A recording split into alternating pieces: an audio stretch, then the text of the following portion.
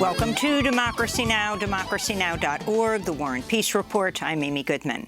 An unprecedented December storm system spawned tornadoes and brought hurricane-force winds to a swath of the central United States Wednesday, with 100 million U.S. residents facing weather alerts. The system spawned massive dust storms in Colorado and Kansas, 100-mile-per-hour winds in Nebraska and Iowa, and for the first time on record, December tornadoes in Minnesota.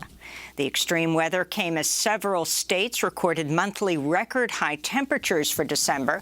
It came less than a week after another storm system left 90 people dead and devastated parts of Kentucky and other states. On Thursday, President Biden toured Mayfield, Kentucky, which was devastated by tornadoes last week. The United Kingdom has set a daily record for coronavirus cases with nearly 79,000 infections reported Wednesday. England's chief medical officer, Chris Whitty, said the country is suffering two epidemics simultaneously: a wave of cases from the Delta coronavirus variant, plus an unprecedented surge from the fast-spreading Omicron variant. This is a really serious threat at the moment. How big a threat? There are several things we don't know. But all the things that we do know are bad, and the principal one being the speed at which this is moving. It is moving at an absolutely phenomenal pace. South Africa has reported a record number of daily infections fueled by Omicron's spread. However, a relatively muted rise in hospitalizations and deaths is raising hopes that Omicron is producing more mild disease than other forms of the virus. Canada's warned residents to avoid non-essential travel through the Christmas and New Year's holidays. Meanwhile, German police in Dresden said Wednesday they thwarted a plot by at least 6 anti-vaccination activists to assassinate the governor of Saxony State, who has backed new lockdowns to battle a surge of coronavirus cases.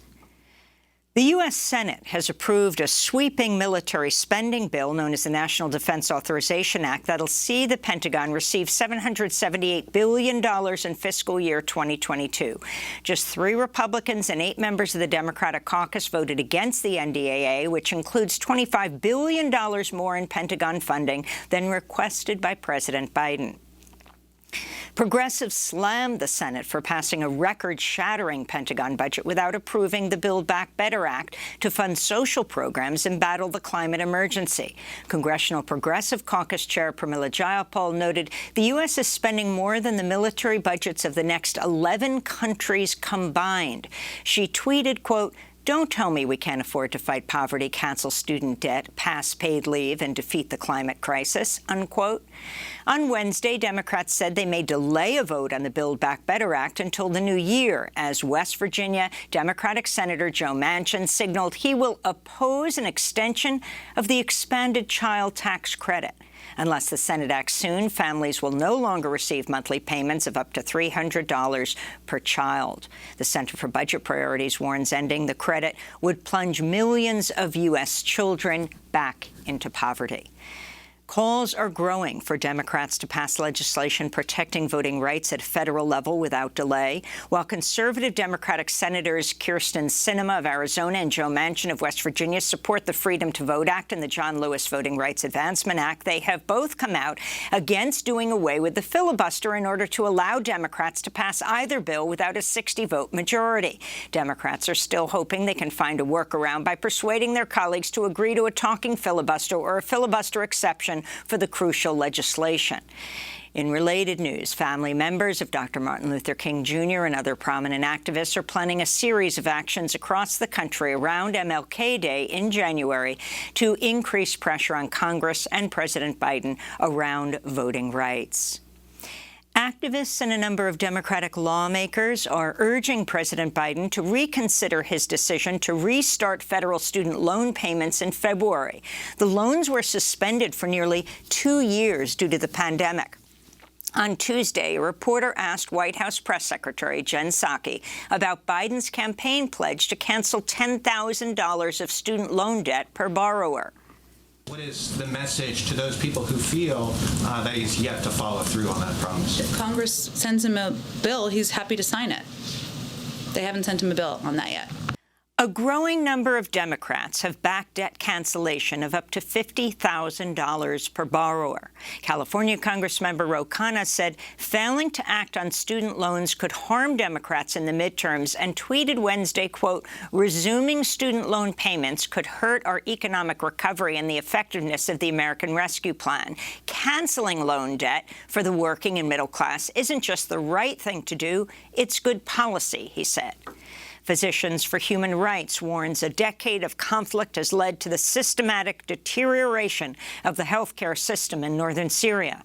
In a new report, PHR found years of attacks, neglect, and lack of coordination has led to profound health disparities and inequities in access to care, effectively denying people's right to medicine. Hardest hit have been women, girls, and people with disabilities. Rights groups warn only one border crossing remains open between Turkey and rebel-held parts of northern Syria. And if the UN Security Council fails to reauthorize the crossing in January, some 6.8 million people who rely on humanitarian assistance could be cut off entirely.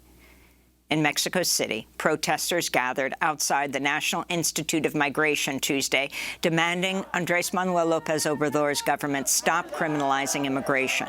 The protests came less than a week after a truck carrying more than 160 migrants overturned in southern Mexico, killing 55 people and injuring scores of others.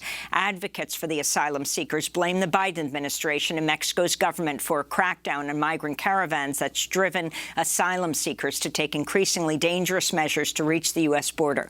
This is immigration activist Ireneo Mujica. Migration has always existed. The thing is that the ways to which López Obrador has resorted to contain it hurts. The blood is felt. It is felt in our lives, and pleasing the interests of the United States has crushed us too much.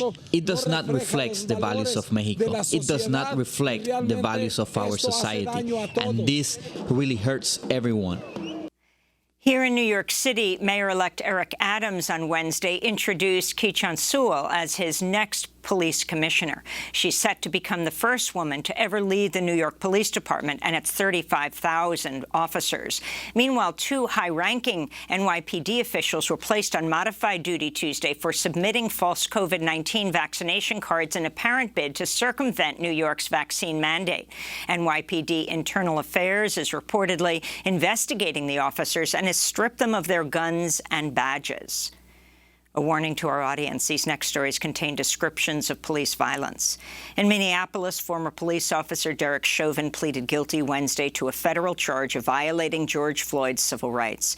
Chauvin had previously pleaded not guilty, but changed his plea after he was found guilty of Floyd's murder in a closely watched trial last spring. As part of his plea deal, Chauvin also pleaded guilty to violating the civil rights of a black 14-year-old during a 2017 arrest. Chauvin grabbed the teen by the throat, hit him repeatedly in the head with a flashlight, and pressed his knee into the boy's neck while he was prone, handcuffed, and not resisting.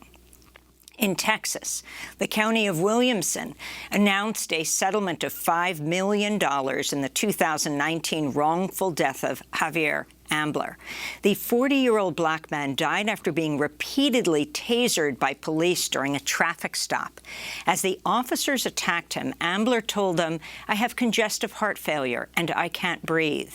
The reality TV show Live PD caught the killing on camera, but later destroyed the footage. Live PD, as well as the similar show Cops, went on to get canceled following public outrage over their glorification of police brutality.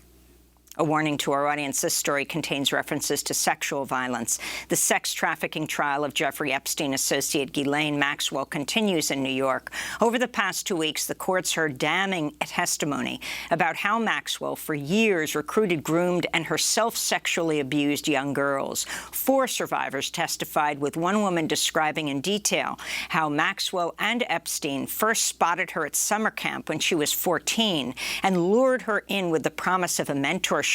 Maxwell acted like an older sister, the woman identified just as Jane told jurors. She also said Maxwell at times participated in the sex assaults. Prosecutors also called former staffers of Epstein and Maxwell to the stand. including a housekeeper and driver, who testified Epstein sometimes received 3, quote, massages per day. He also testified that he picked Jane up from school and her home and drove her to Epstein's Palm Beach estate. The defense begins its case today. And pioneering Black feminist author and social critic Bell Hooks has died at the age of 69. Born Gloria Jean Watkins, she wrote more than 40 books and became a leading voice on feminism, justice, race, and discrimination. Her 1981 book, Ain't I a Woman? Black Women and Feminism, which took its title from a speech by the abolitionist Sojourner Truth, helped popularize the notion of intersectional feminism. In 1997, Democracy Now! Spoke with Bell Hooks following the death of another trailblazer, education activist Paulo Freire. In our culture, so often people teach beliefs, values, ideas that have no relationship to how they live their lives. And each of the many times that I saw Paulo, I saw him exemplify again and again a unity between theory and praxis. And that has inspired me both as an intellectual and as a teacher to want to have that kind of unity, to believe that and to know that it's not a dream or a fantasy, but that you can teach by being in the world as much as you can by the books you write. Bell Hooks was also a longtime educator, was a distinguished professor at Berea College in her home state of Kentucky at the time of her passing. In 2000, she published the book All About Love, New Visions. Bell Hooks wrote, "It is essential to our struggle for self-determination that we speak of love, for love is the necessary foundation enabling us to survive the wars, the hardships, the sickness, and the dying with our spirits intact. It is love that allows us to survive whole," she said. Tune in to Democracy Now! On Friday as we cover Bell Hooks' life and work in depth and hear from her in her own words. You can also go to democracynow.org to see that full conversation we had with her. And those are some of the headlines. This is Democracy Now!, democracynow.org.